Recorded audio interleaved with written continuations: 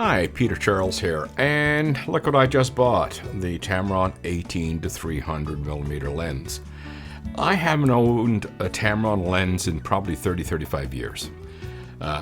Back when they had the removable camera mounts, if you remember those lenses. So this is going to be interesting for me to use this lens, and let's talk about why I bought it, what it's like, any problems I ran across, and maybe whether you should or should not buy one. So let's talk about it.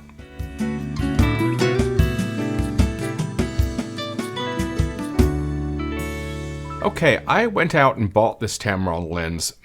I won't say on the spur of the moment. It wasn't an impulse buy, but I didn't really intend to buy it, as a well thought out purchase. The local shop had kept, showing it to me and saying, maybe you should consider it, because it has some certain advantages, especially its huge zoom range from 18 to 300. Which is equivalent of going from 27 to 457 in full frame terms. So that's an incredible zoom range, but of course that implies there's going to be some compromises, naturally. You can't have that zoom range in a lens of this size without compromises. So let's talk about my results with it, and I'm putting up pictures right now. I went right from the store to the botanical gardens and began taking photos. Now, these photos that you're seeing have zero adjustment. They're exactly straight out of the camera. And I also ran into some issues, which I'm going to put up in a second video, because I want to discuss the autofocus of this lens paired with a Fujifilm camera. And you'll see the results that I got. Some of them were pretty not good. And why? What was going on? And was it the fault of the camera, or the fault of the lens, or the fault of the operator? So let's go. We'll go through that in that other video. But what I'd like to say first off is, why would somebody want to buy a lens like this? Especially somebody like me who's had who knows how many lenses over my lifetime. And really what I was after with this lens was basically a walking around record shot type lens. Something that I could keep ready to go all of the time, always mounted on a camera. And when I needed a photo, or if I just wanted to go for a walk, I've got a camera with a lens that will cover a huge range. And yes, it comes with compromises and it comes with issues, because it is quite slow at 300. But, that's manageable with modern ISO dials, right?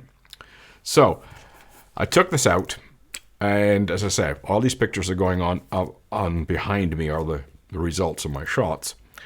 And I would say that overall, I'm generally pleased with the lens. It met my expectations. It wasn't a situation where, I was expecting much better results and I didn't get it.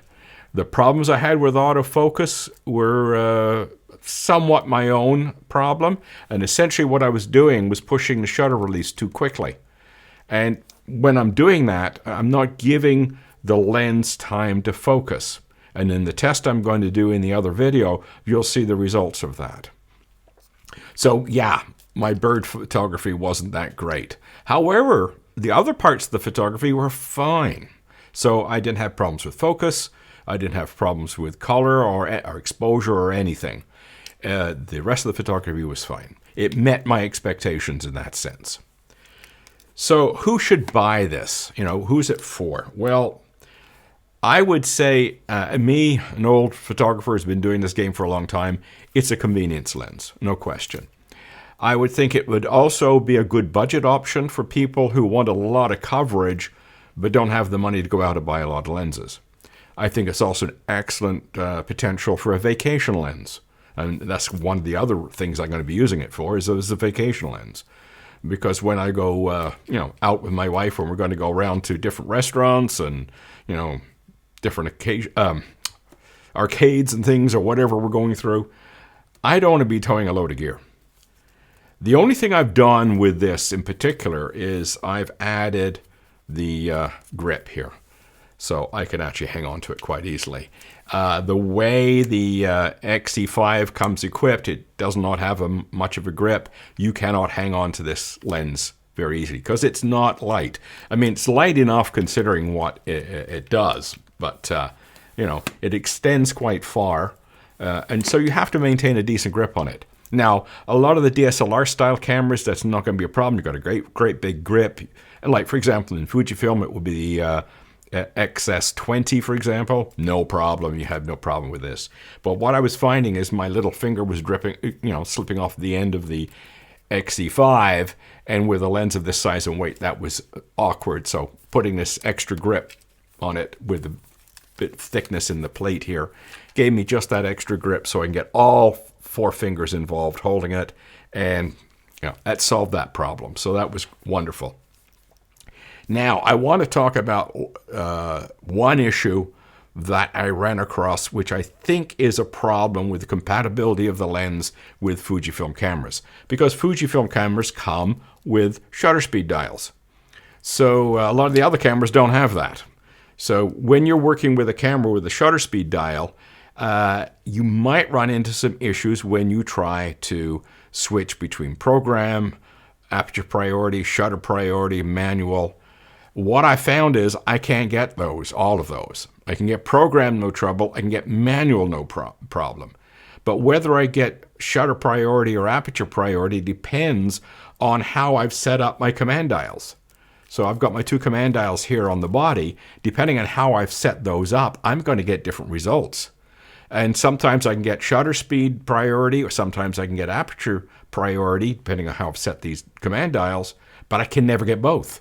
Now, maybe there's some secret sauce to doing that, but I haven't found it. And I think that's a result of the Fujifilm bodies having shutter speed dials. Now, maybe if this lens was put on a Fujifilm body that doesn't have a shutter speed dial, that's built into the more traditional DSLR style, then maybe I won't have this problem. Maybe this is a case of just Fujifilm bodies with shutter speed dials instead of PSM dials. So maybe if I looked at a Fujifilm body with a PSM dial, I might not have a problem. So that's something to keep in mind. However, it's not going to bother me. And the reason for that is I found the way I want to use this.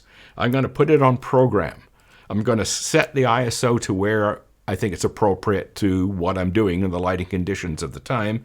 And I'm going to use my exposure compensation dial to manage my exposure. So if I need more exposure, less exposure, it's all going to be done with the exposure compensation dial. It's going to sit on program all of the time, and I'm not going to try and be, really, really critical with shutter speed and aperture and everything else. I'm going to treat it more like a convenience lens. So it does have some autofocus issues, which I'll talk about in the other video.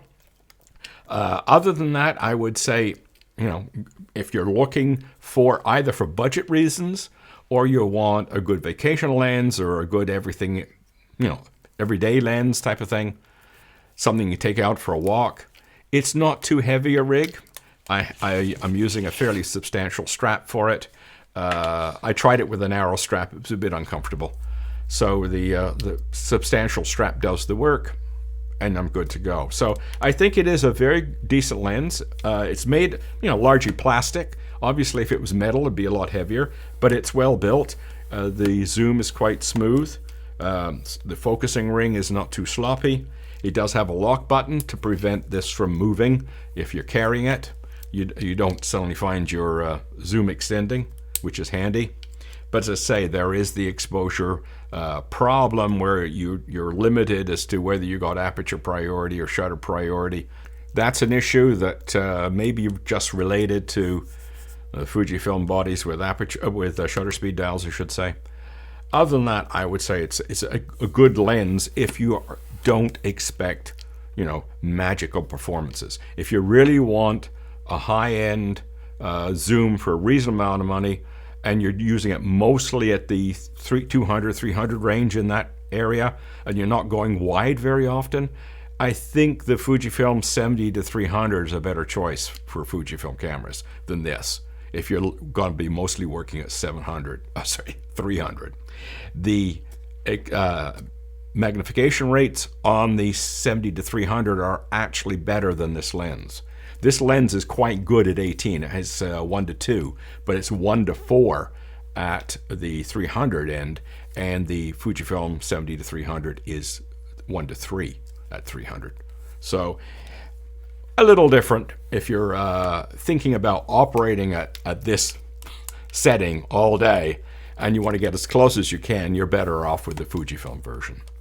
But that said, vacation lens, walking around lens, family lens, anything of that nature, it's going to do a great job for you and be happy with it. And as I say, I'm quite content with it, despite the fact I think it has some issues. Optically, it's reasonable. It's not as good as the 7300, but it's reasonable. It's center sharp. The corners are a bit soft. But other than that, it's fine. So give it some thought. I think it's a decent lens. It's reasonably well made, even though it's got using plastic.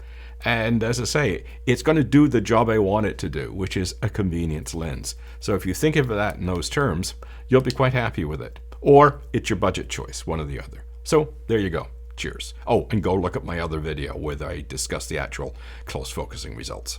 Cheers.